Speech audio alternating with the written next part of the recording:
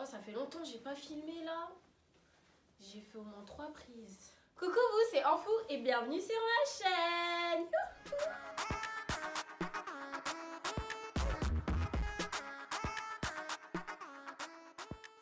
Ah là là, je suis trop contente de vous retrouver parce que ça fait longtemps. Enfin, ça fait un petit moment quand même que j'ai pas filmé. Je suis désolée.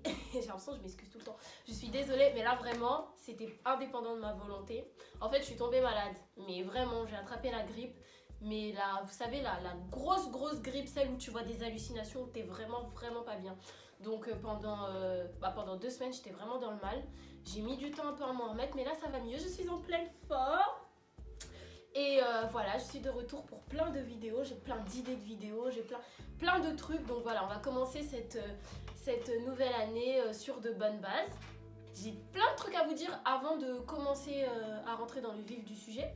Donc je vais essayer de pas trop parler. Je voulais vraiment vous remercier de me suivre, de partager mes vidéos, de débattre en dessous de mes vidéos. Je pensais pas que les sujets que j'allais aborder, parce que c'est pas commun, c'est pas vraiment ce qu'on voit sur YouTube et c'est assez spécifique.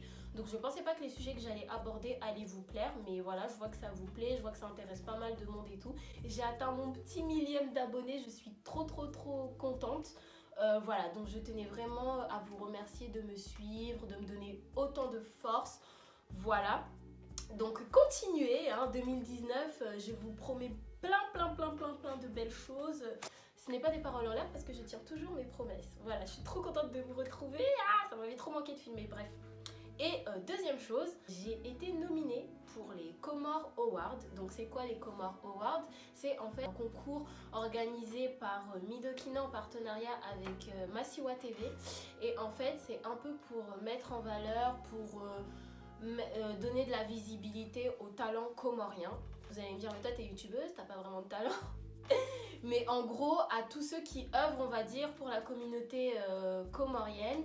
Et il y a pas mal de catégories. Par exemple, il y a une catégorie rap, il y a une catégorie chant, il y a une catégorie cover, il y a une catégorie pâtisserie. Et du coup, bah, moi, j'ai été nominée dans la catégorie youtubeuse. Voilà, je sais que j'ai commencé il n'y a pas très longtemps. Mais voilà, si vous aimez bien ce que je fais, votez pour moi. C'est tout ce que j'ai à dire. C'est un peu gênant de dire voter pour moi, mais bon bref. Si vous aimez bien ce que je fais et tout, voilà, votez pour moi. Normalement, à l'heure où je vais vous mettre la vidéo, il y aura les liens pour les votes et tout ça. Je vous mettrai tout en barre d'infos.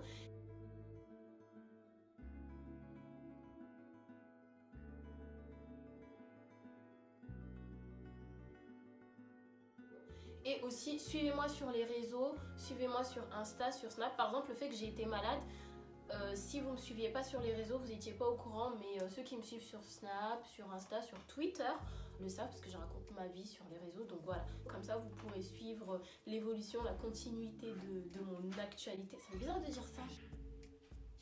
De mon actualité, bref, des Comores Awards et tout ça. Et donc on va rentrer dans le vif du sujet. Donc déjà vous voyez que j'ai une blouse, ouais, parce que aujourd'hui on va parler du domaine infirmier. Comme vous êtes au courant, si vous avez vu mes précédentes vidéos, notamment ma première vidéo, vous savez que je suis infirmière et vous savez que du coup le domaine infirmier c'est un des thèmes que je comptais aborder. Donc voilà, on va commencer avec cette première vidéo et je pense que je mettrai à chaque fois une petite blouse parce que je trouve que ça me... Tu vois, quand tu me vois avec ma petite blouse, tu sais que je vais aborder ce domaine-là. Je trouve que ça me donne un petit flow, t'as vu, c'est pas mal, voilà. De quoi je vais vous parler sur le domaine infirmier parce que c'est très large. Donc, on va se concentrer sur les études infirmières. J'avais envie de faire de commencer, on va dire, cette série de vidéos, de parler de ce sujet. Pas en vous expliquant c'est quoi les études et tout. Je ferai sûrement une vidéo sur ça pour vous expliquer les études, les démarches et tout, machin, si ça vous intéresse. Surtout que moi j'ai étudié en Belgique, donc pour les personnes que ça intéresse, les études infirmières en Belgique, je ferai une vidéo spécifiquement sur ça. Mais en fait, je voulais commencer ce sujet par quelque chose qui me touche beaucoup. Je trouve que c'est un fléau dans notre domaine et j'aimerais beaucoup que ça change. Du coup bah voilà, je vais faire cette vidéo un peu pour sensibiliser à ce niveau là parce que je trouve qu'on n'en parle pas beaucoup et c'est quand même important. Donc je vais vous parler du bien-être en fait des étudiants infirmiers parce que il est mis à mal, il est vraiment très mis à mal. Je sais pas si vous êtes au courant, mais les étudiants infirmiers font partie des étudiants qui font, enfin tout domaine confondu, hein, qui font le plus de burn-out ou de dépression liées à leurs études. Parce que les études infirmières, ce sont des études difficiles, que ce soit niveau cours, niveau stage, etc. Mais aussi psychologiquement, ce sont des études difficiles. Et en fait, moi, je vais vraiment me focus sur nous en tant que professionnels de la santé. C'est quoi notre rôle là-dedans, parce que je trouve qu'on ne fait pas bien les choses, vraiment. Moi j'ai été diplômée, ça fait 1 an que je travaille, donc je suis jeune diplômée. J'étais étudiante, je sais ça fait quoi d'être étudiant infirmier, donc c'est pour ça que là je me permets d'en parler. Pourquoi le bien-être des étudiants infirmiers est mis à mal? À cause des profs, soit à cause des patients, mais aussi à cause des professionnels de santé en stage. Parce que pour pas mal d'étudiants, les stages ne se passent pas très bien. Et sur ça, on peut vraiment changer les choses et revoir nos comportements. Donc j'ai demandé sur mes réseaux, c'est pour ça que je vous dis de me suivre sur mes réseaux, parce que j'ai souvent des questions, des débats pour préparer des vidéos, je vous sollicite.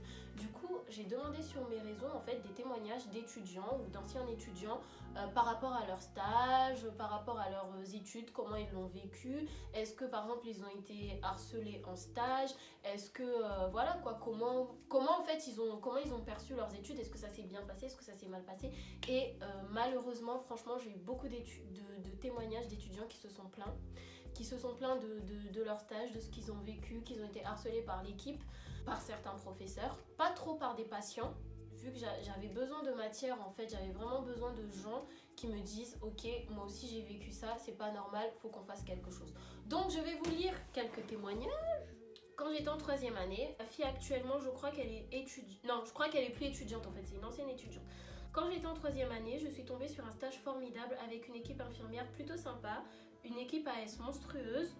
On faisait le moins, se plaignait H24, maltraitait tous les étudiants infirmiers et les jeunes idéaux qui venaient d'être diplômés. Mais celle qui m'a le plus marquée a été la cadre du service. Elle a fait de ma vie un enfer pendant 10 semaines. Je n'ai jamais eu autant la boule au ventre en allant en stage, c'était un vrai tyran.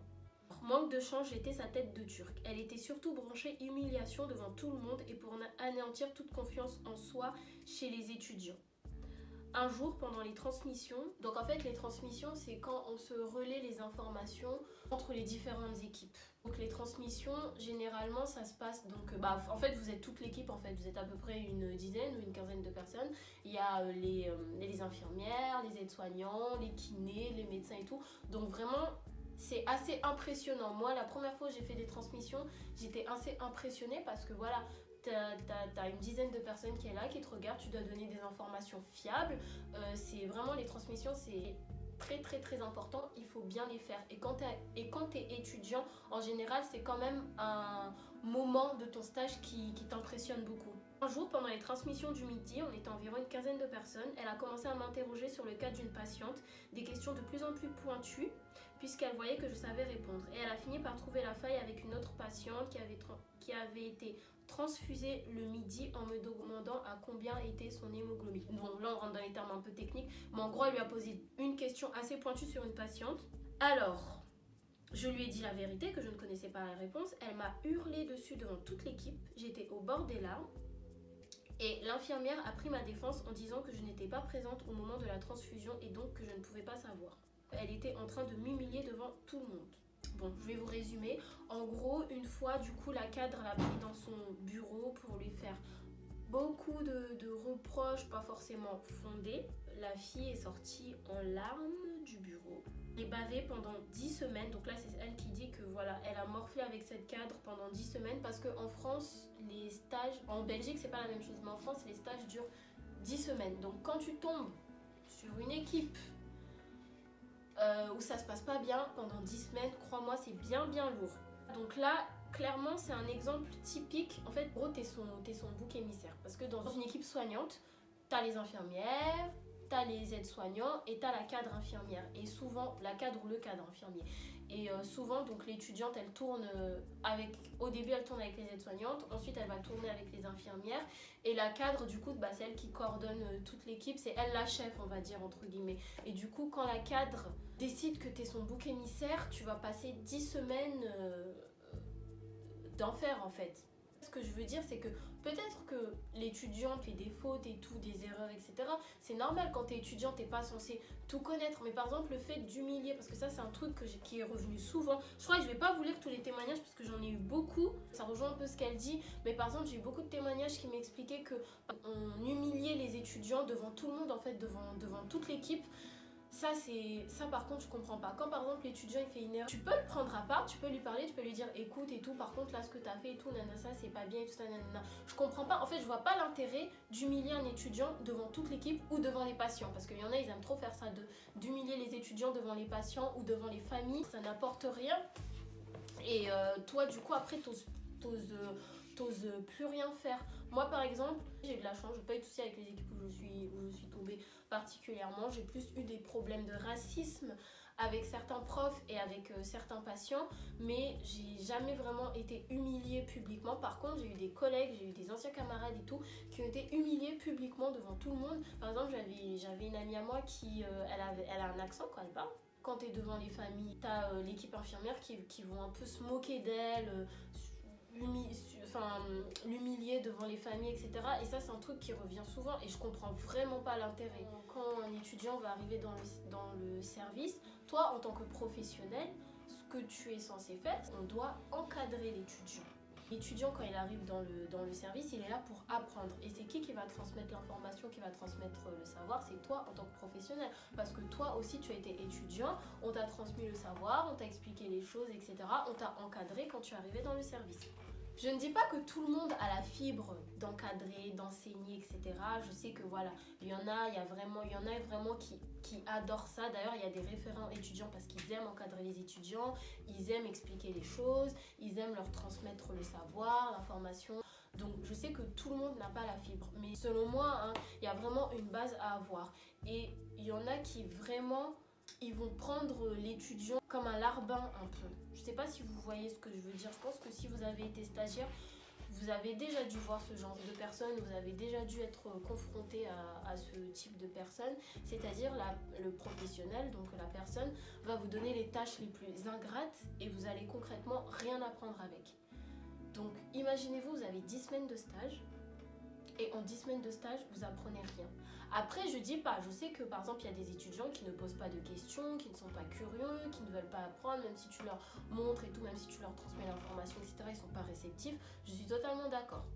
Mais moi, je parle pas de ce cas-là, je parle vraiment des étudiants qui sont là pour apprendre, qui sont curieux, qui vont poser des questions, on va les houspiller parce que par exemple, ils posent des questions, on va pas leur répondre, on va leur donner que les tâches ingrates, parce qu'en fait, il y en a certains qui prennent les étudiants comme une main-d'œuvre, qui ausculte le fait que tu es un étudiant, tu viens pour apprendre et voilà, t'es censé acquérir tout ce qui va faire de toi un professionnel.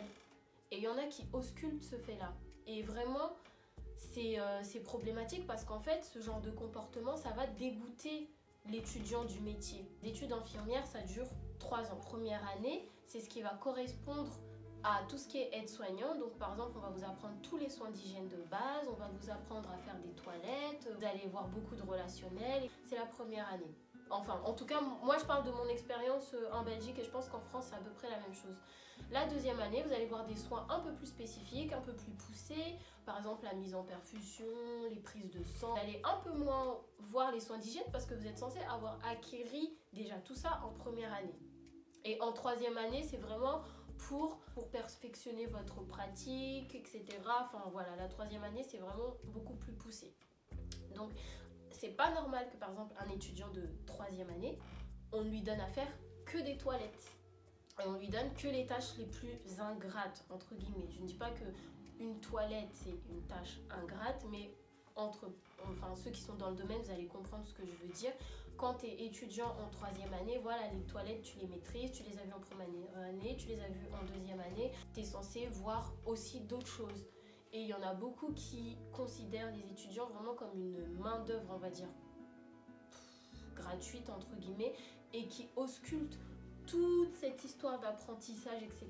Et donc toi, tu vas être dégoûté du métier en fait, parce que tu vas dire mais en fait moi je suis pas là que pour ça, je suis là pour apprendre. Combien d'étudiants j'ai entendu dire mais je suis là pour apprendre et j'apprends rien, même quand je veux j'apprends rien. Et quand tu es étudiant, quand tu es stagiaire, c'est difficile aussi de s'imposer parce qu'on a une place très précaire. Voilà.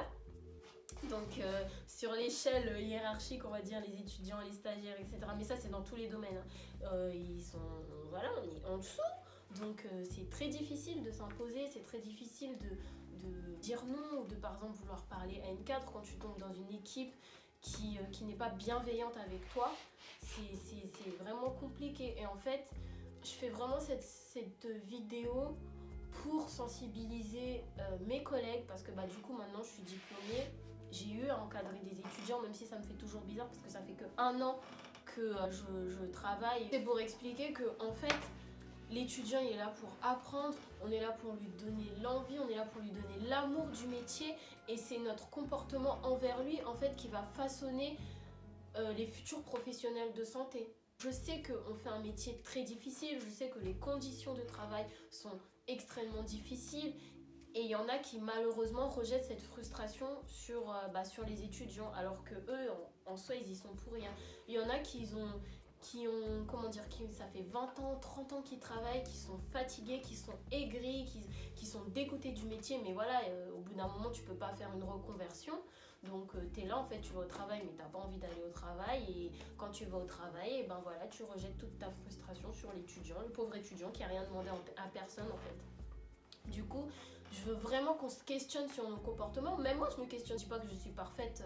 Je ne dis pas absolument pas que je suis parfaite. Même moi, j'ai des choses à revoir. Et c'est très important en tant que professionnel de la santé qu'on revoie ces comportements-là avec les étudiants parce que c'est eux qui vont être l'avenir.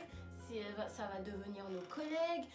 On a ce devoir de transmission, de savoir, d'amour du métier, de bien faire les choses. Quand tu es étudiant et te faire harceler par toute une équipe, c'est pas normal. Et les témoignages que j'ai eus, j'en ai eu trop qui allaient dans ce sens-là. Donc vraiment, c'est pour ça que je fais cette vidéo. J'espère que le message est bien passé. J'espère que j'ai réussi à transmettre en fait ce que je voulais, que mes mots n'ont pas été mal compris. Je tenais aussi à dire que je fais un métier que j'aime beaucoup parce que j'ai parlé beaucoup d'aspects négatifs, mais je ferai d'autres vidéos où je vais vous parler de l'aspect positif, vous inquiétez pas. Mais voilà, je fais un métier que j'adore mon métier et je pense que si t'aimes pas ce métier, tu vas le faire mal.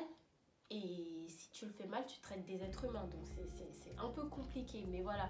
C'est pour ça qu'on dit que infirmière, aide-soignant, médecin, enfin tout ce qui touche à la santé, au paramédical, etc. c'est une vocation parce que les conditions de travail sont extrêmement difficiles, que ce soit physiquement ou que ce soit psychologiquement. Et si tu n'aimes pas ce métier, enfin je sais pas ce que tu fais dedans en fait. Enfin voilà, parce qu'on n'est pas payé des milliers et des cents. Voilà, notre salaire n'est pas mirobolant, donc on peut pas dire qu'on fait ce métier pour le salaire, mais vraiment je pense que c'est une vocation et heureusement en travaillant, ou même quand j'étais étudiante, etc., j'ai eu des collègues qui adoraient leur métier, vraiment de très bons infirmiers, de très bonnes infirmières qui ont réussi à me transmettre cet amour-là et que moi maintenant j'essaye de transmettre aux étudiants, de bien faire les choses. Je vais m'arrêter là parce que j'ai l'impression que je parle trop et que je radote. Donc voilà, j'espère que j'ai réussi à transmettre un beau message. Dans les commentaires, dites-moi en stage, enfin si vous êtes infirmier, infirmière, si vous êtes étudiant, en quelle année vous êtes, si vous avez déjà eu par exemple, si vous avez déjà eu à encadrer des étudiants, comment vous faites pour correctement les encadrer. Si vous êtes étudiant, racontez-moi un petit peu, un peu ce que j'ai demandé sur les réseaux, vos expériences de stage, que ce soit des mauvaises expériences ou des bonnes expériences, on prend tout. Voilà, comme ça il y a un petit peu des échanges en commentaire. Et je pense que la prochaine vidéo, ça va être sur mes études en Belgique. Si vous n'êtes pas du tout dans le domaine, dites-moi si vous avez des questions, si vous envisagez de devenir infirmière. Je vais aussi vous répondre en commentaire ou dans une autre vidéo. Je reçois souvent des questions sur mes réseaux à ce sujet-là et du coup je réponds tout le temps, donc voilà. Je voulais vous dire, si vous avez des idées de vidéos, n'hésitez pas à me les mettre en commentaire. Enfin, j'ai plein d'idées de vidéos, mais voilà, j'ai envie aussi de faire des choses qui vous plaisent. Du coup, si vous avez des idées de vidéos, n'hésitez pas à me le dire en commentaire. Je pense que je vais vous filmer une routine capillaire parce qu'on me l'a beaucoup demandé. J'avais pas vraiment envisagé de parler de mes cheveux sur ma chaîne, mais pourquoi pas. Hein. Je vous dis au revoir, à la prochaine. Ciao.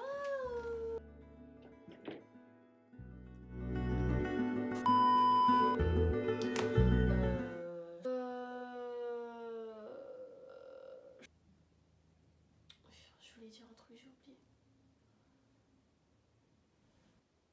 Putain, j'ai l'impression que j'ai oublié des trucs.